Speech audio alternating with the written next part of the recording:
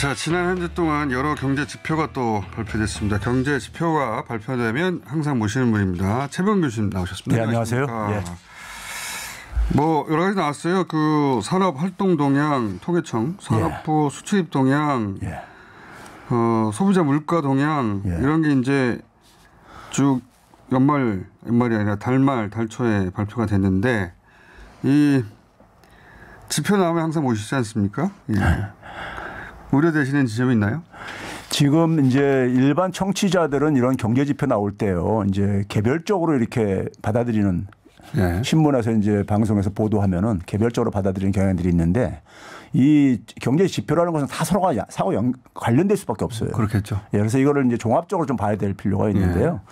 지금 이제 뭐 물가가 가는 거는 뭐 많이들 이제 피부로 체감들을 하고 있는 것이고. 물가는 많이 올랐어요. 지금 고공행진하고 예. 앉아 있고 더군다나 체감 물가는 더 빠르게 올라가고. 고공행진을 하는데 어떻게 앉아 있습니까? 썰렁하게.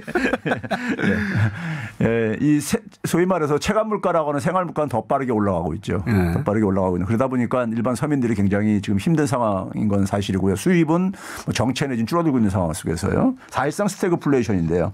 그리고 이제 앞에서 소개하셨지만은 이제 통계청이 이제 산업활동 동향을 4월 달 걸 발표했는데 생산 소비 설비 투자가 다 마이너스 행진을 하고 있어요. 예. 예, 생산 소비 설비 투자가요. 생산 소비 설비 투자. 예. 그런데 이제 우리가 이 5월 달 수출이 또 이제 발표가 됐잖아요. 예. 5월 달 수출이 발표했는데 수치는 좋지 않나요? 5월 달 수출이 상당히 이제 수치만 보게 되면은 수출량만 보게 되면은 이게 역대 두 번째예요. 예. 5월 달 기준으로는 그러니까 첫 번째고요.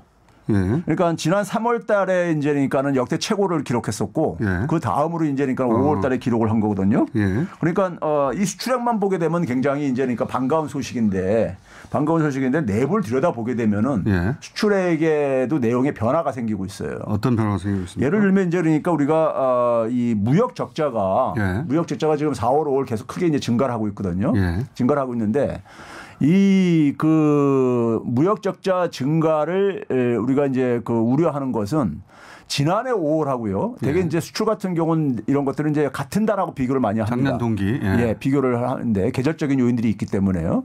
작년에는 그러니까 예를 들어서 수출이 그러니까 이제 우리가 보게 되면 수출액이라는 것은 물량 곱하기 이제 그러니까 가격으로 이제 계산되지는 거잖아요. 예. 그러니까 이제 물량도 중요하잖아요. 그렇죠? 그런데 이제 뭐냐 보게 되면 이제 수출 물량이 수출액 증가로는 그러니까 우리가 평상시 발표되는 수치에 이제 반영이 되고 있는 것이고요. 이번에도 그러니까 뭐 21.3% 뭐 굉장히 높은 증가율을 보였죠. 근데 물량을 보게 되면요. 작년 5월 달하고 비교해 보게 되면은 작년 5월 달은 무역이 흑자를 봤던 달이에요. 올해는 무역 적자를 이제 봤는데 총액은 커졌는데 이번 5월은 적자예요? 그렇죠. 작년 동월은 흑자인데. 예, 그런데. 그렇죠. 그러니까 이제 올해 이제 지금 그러니까 5월 달이 지금 보게 되면 이제 그러니까 우리가 거의 무역 적자가 17억 1천만 달러를 기록했어요. 예. 근데 작년에는 근데 이제 우리가 이제 무역 흑자를 기록했었거든요. 예. 그럼 그 차이가 왜 생겼냐면은 작년에는 그러니까는 이제 우리가 수출 물량은 한 16% 증가를 했었고요. 예. 그다음에 수입 물량은 한 8%만 증가했기 때문에 수출이 그러니까 물량적으로도 한 2배 정도 더 많이 증가를 했어요. 그런데 올해 5월 달에는 수출 물량은 그러니까 한 4% 증가하고 수입 물량이 7%나 증가했어요. 무슨 얘기냐면 그러니까 우리가 지금 보게 되면 수입하는 거에 가장 많이 우리가 타격을 많이 보는 게 석유라든가 원자재 가격 이런 것들이잖아요. 이런 게 많이 이제 지금 고통을 주고 있잖아요. 그런데 이제 수출 물량이 그러니까 작년만큼 안 증가하고 있는 거죠. 크게 떨어진 거죠. 그 작년에 16% 증가했는데 올해는 4%만 증가했으니까는. 그렇죠?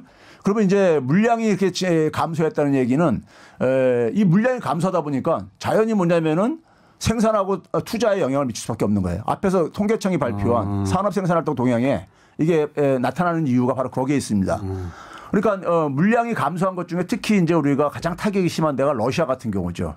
아, 그렇겠죠. 예, 그러니까 소위 말해서 지난 이제 그러니까 문재인 정부에서 그러니까 21년도에 수출을 크게 이제 그러니까 도약하면서 신남방, 신북방이 상당히 기여를 했었거든요. 그렇죠. 그런데 이제 신북방의 한 축이 러시아 CIS 독립국가연합 이쪽이란 말이에요. 예, 예. 이쪽인데 러시아 같은 경우는 이제 전쟁에 이제 그러니까 아무래도 이제 이게 휘말리고 경제 제재에 이제 휘말리고 그러면서 5월 달만 러시아 보게 되면 67% 이상이나 감소했어요. 수출액이요. 작년에 비해서. 러시아에서. 예. 그러니까 이쪽에 신북방에서 가장 수출액이 큰 지역이 러시아거든요. 러시아일 수밖에 없죠. 경제 규모상을 보게 되면. 거기서 수입을 안 하는 겁니까? 우리가 수출을 안 하는 겁니까? 수출도 못 하고 있고 수입도 그러니까 지금 이제 제재로 못 하고 있고 이제 주로 이제 에너지 이런 것들이 많이 가니까요. 제재 때문에 그렇게 된 거죠. 그렇죠. 예. 그러니까 전쟁 러시아 본토에서 전쟁이 난 건 아니니까. 그렇죠. 근데 러시아에 대한 경제 제재를 하고 있잖아요. 지금. 경제 제재 때문에. 예. 그래서 이제 그런 점에서 더군다나 세계 경기가 지금 안 좋잖아요. 예. 안 좋은 국면 들어가다 보니까는 수출 물량 증가율이 크게 감소를 한 거예요. 그러면은 앞으로 어떻게 될 건지 나타내는 선행지수 있지 않습니까? 예. 선행지수는 어떻습니까? 그러니까 그게 이제 그러니까 우리나라 같은 경우 그대로 나타나고 있는 것이 올해 들어와 가지고 작년 연말까지 그러니까 우리가 대개 경기 선행지수 100을 기준으로 100 이상이면 경기가 상승하고 이제 밑으로 떨어지게 되면 하강한다고 보는데 올해 1월 달부터 100m 뚝 떨어져 가지고 계속 하락수가 빨라지고 있어요. 아, 그래요? 빠르게 떨어지고 있어요. 그러니까 근데 이게 뭐냐면 주요 국가들 소위 말 G7 주요 국가 중에서 프랑스 정도 빼놓고 다들 지금 100 이상을 유지하고 있고 미국은 오히려 좀 개선되고 있는 상황인데 예전하고 좀 다르네요. 예전에는 그렇죠. 우리가 이제 굉장히 좋았었죠. 코로나 상황에서도 유일하게 우리가 100을 넘겨서 유지되고 있다고 했는데 이제 거꾸로 됐어요. 그렇죠. 한국이 다른 G7 국가나 OECD 국가들이 선행지수가 100 이상을 유지하는데 우리가 100 이하 떨어졌어요? 이건 상당히 안 좋은 신호죠. 안 좋은 신호네요. 예. 더군다나 이 경기 선행 지수가 대개 OECD 경기 선행 지수가 6개월 내지 9개월 이후를 그러니까 이 예측을 목표로 하고 있거든요. 하반기 그러면 이제 7월 달부터 3분기 4분기에 이게 이제 반영되는 것들인데 그러니까 하반기가 굉장히 지금 안 좋을 거라는 것을 이제 지금 보여주고 있는 거죠. 작년에 OECD 국가 기준으로 우리가 작년에 선행지수가 제일 좋지 않나요? 가장 좋았었죠. 제가 이 시간 나와서 한번 소개를 한 적이 있었죠. 그랬죠. 그래서 이제 경제 폭망이라고 하는데 문재인 정부 뭐가 폭망이냐 이런 얘기도 여러 번 했으나 뉴스공장에서 했던 얘기고 이번에는 정말로 그게 실제로 보게 되면 경제 성장 회복 속도에서 가장 빨리 나타난 거잖아요. 사실은요. 나타났던 건데 올해는 지금 그러니까 이제 3분기 이후부터 상당히 경제에 지금 그러니까 먹구름이 지금 잔뜩 끼이고 있는 것이고 이게 지금 수출이라든가 아니면 생산이라든가 투자 지수에 그대로 지금 나타나고 있다는 얘기죠. 물가도 올라가고 있고. 그러면 이런 걸 스태그플레이션이라고 하잖아요. 그렇죠. 그러니까 사실상 보게 되면은 경제적인 취약계층들은요. 스태그플레이션 사실 온 거예요. 스태그플레이션이라는 게 기술적으로 얘기하게 되면 물가 인플레이션에다가 그다음에 이제 우리가 소득의 감소를 얘기를 하는데 그런데 우리가 물가는 뭐 다들 지금 이제 고통하는데 특히 저소득층이 타격이 심한 게 주로 생활 물가들이 많이 오르고 있잖아요. 그렇죠. 생활 물가들이요. 장바구니가. 근데 사실 고소득층도 좀 타격은 보지만 수입이 견고하게다 보니까는 그렇게 크게 타격이 없는 반면에 저소득층은 수입이 작기 때문에 타격이 심할 수밖에 없거든요. 그런데 더군다나 최근에 이제 경기가 이제 그러니까 이렇게 둔화되면서 올해 들어와서 최근에 보게 되면 주변에서 보게 되면 프리랜서나 이런 분들이 그러니까 일이 많이 줄어들고 있다. 이런 얘기들을 주변에서 많이 하거든요. 선행지수가 작년에 우리가 OECD 국가 중에 제일 높았다. 근데 이제 일본은 회복을 못하고 있다고 했는데 일본은 어때요 그러면? 일본은 지금 100 이상을 유지하고 있죠. 입장이 바뀌었네. 그러니까 일본보다 지금 더 안 좋은 지금 상황으로 지금 전개되고 있다는 거죠. 그 요인이 말씀하셨다시피 러시아와의 문제도 있고 공급망 문제도 있고. 그렇죠. 그리고 이럴 경우에 정부가 선제적으로 어떤 조치를 해야 되는 거 아닙니까? 그게 바로 이제 문제인 거예요. 지금 이제 하반기에 이렇게 먹구름이 장악 끼어 있는데 정부가 내놓는 대책에는 그러니까 그런 게 안 보이는 거죠. 장기적이고 구조적인 대책에 이런 문제를 어떻게 뚫고 나갈 것인가. 그러니까 지금 신남방, 신북방의 한 축이 지금 이렇게 무너지고 있는 거란 말이에요. 그러면은 예를 들어서 지금 신북방 지역이 쉽지 않을 테니까 아세안 국가하고의 관계를 개선한다든가 혹은 노력한다든가 뭐 대안적인 플랜들이 나와야 되잖아요. 그렇죠. 그게 없는 게 문제구나. 근데 이제 지난번에 말씀드렸듯이 오히려 경제를 안보에 지금 종속시키고 있는 이런 상황이다 보니까 더 지금 그러니까 이게 이 구조가 더 악화될 가능성이 크다는 얘기인 거죠. 그래서 더 걱정하시는 거구나. 그렇죠. 지금은 경제 하해 개념으로, 그러니까 안보의 하해 개념으로 경제를 넣어버렸다. 이게 이제 지난번 한미 정상회담에 대한 교수님의 해석이셨는데. 근데 미국은 사실 그러니까는 경기 선행 지수를 보게 되면요. 타격 보지 않고 다소 개선되고 있어요. 고용 지표도 괜찮게 나오고 있듯이. 그러니까 미국의 안보에 자기들은 그러니까 피해를 안 보면서. 그랬겠죠. 그랬겠죠. 그 피해는 한국이 보라는 거지. 그래서 하반기 전망은 교수님 보시기엔 어때요? 경기 선행지수를 지금 보거나 지금 통계청 산업활동 동향에 지금 나타나고 있는 거나 보나 지금 상당히 지금 그러니까는 빠른 속도로 지금 그러니까 둔화되고 있는 거. 그다음에 특히 이제 무역수지 적자가 그러니까 이게 지금 잘못하면 이제 구조화될 수 있다.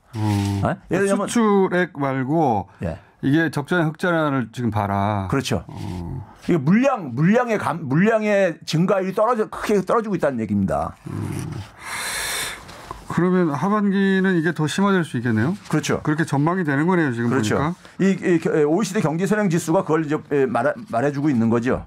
특히 하반기 되면은 이 러시아 우크라이나 전쟁으로 인한 곡물가 그렇죠. 가격이 본격적으로 반영될 거 아니겠습니까? 상승이? 사실 물가 상승률을 보게 되면은 그 지난달 이제 그러니까 그게 발표된 것이요.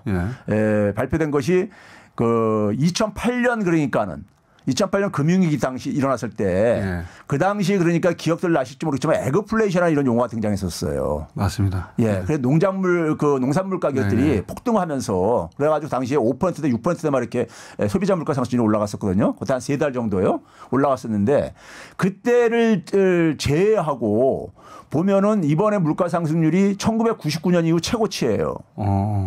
99년 이후 최고치예요. 하반기는 더 높아질 것 같은데. 그러면 이제 그러니까 지금 이제 곡물 가격 충격은 하반기에부터 이제 나타날 거거든요. 하반기부터 나타날 거기 때문에 그러니까 지금 이제 인플레이션율이 미국 같은 경우는 꺾임세가 보인다고 했는데 우리는 지금 그러니까 그걸 오히려 직격탄을 계속 맞을 수가 있다는 가능성이 큰 거죠. 미국에서 왜 그 이자율 올리고 있잖아요. 그러면 이게 우리 부동산에 지대한 영향을 미칠 거라고 얘기들 하는데 전체적인 큰 틀에서 보자면 그 하반기에 부동산도 굉장히 대세 하락으로 계속 이어질 거라고 보십니까? 당연하죠. 이게 긴축 속도가 이제 어느 정도냐에 따라 또 달라질 수도 있겠지만은 긴축이라는 것은 결국 돈을 회수하는 거거든요. 돈을 회수하게 되면 가장 타격을 보는 게 뭐냐면요. 안전하지 않은 자산. 둘째는 뭐냐면 유동성이 없는 자산. 부동산이 현금화하기 어려운 자산이거든요. 제일 어렵죠. 그러니까 그런 자산들이 먼저 타격을 볼 수밖에 없어요. 그러니까 뭐냐면 현금성 자산을 그러니까 현금을 많이 확보를 하려다 보니까는 현금성이 높은 유동성이 높은 자산들은 그러니까는 상대적으로 빨리 빠져나갈 수 있는 반면에 이런 자산들이 그러니까 거래가 이제 그러니까는 이게 둔화될 수밖에 없는 것이고요. 그래서 제가 지난번에도 그러니까 유동성 충격이 가장 이제 지금 이제 우려되는 부분이다. 원래 이제 윤 대통령 당선 이유 중에 하나로 꼽는 것이 보수 정당을 선택해야 부동산 가격이 올라갈 것이다. 혹은 유지될 것이다. 최소한 그런 전망이 혹은 기대가 담겨 있을 텐데 거꾸로 이제 하락. 청취자들이 이해해야 될 게요. 90년대 이후부터 전 세계 부동산 시장은요. 금융하고 같이 동조화 움직입니다. 그러니까 우리가 문재인 정부 때 굉장히 부동산 가격이 오른 큰 요인 중에 하나도 유동성이 돈이 굉장히 풀렸던 거예요. 전 세계적인 그러니까 폭등이 일어났었죠. 부동산은 우리나라뿐만 아니라 전 세계적인 폭등이 일어났는데 그때는 국내 언론들이 그것이 마치 우리나라만의 일인 것 인양해서 문재인 정부가 큰 타격을 입었고 이번에는 거꾸로. 그럼 이번에 이제 그러니까 유동성을 회수하는 긴축 상황 속에서는 타격을 볼 수밖에 없는 거죠. 그러니까 윤석열 정부가 뭘 하든 간에. 그렇죠. 이게 정부하고는 크게 상관이 없는 건데 이게 보니까. 그래서 지금 그러니까 일부 그러니까 청년층이라든가 생애 첫 구입자들한테 이게 뭐 이렇게 대출을 늘려주고 50년 장기 분할 한다는데 사실 그 50년 장기 분할이라는 것이요. 50년 동안 직장을 유지해야지 그게 사실 가능하다는 논리거든요. 근데 요즘 그런 직장이 어디 있어요. 그리고 그런 점에서 50년 전에 회사가 없어집니다. 그런 점에서 그러니까는 이건 제가 지난번에도 얘기했듯이 소위 희생양 찾기일 수가 있다. 잘못하면은. 알겠습니다. 다주택자들한테. 자, 경기 전망이 안 좋답니다. 자, 오늘 여기까지 하겠습니다. 최백은 교수였습니다. 감사합니다. 네, 감사합니다.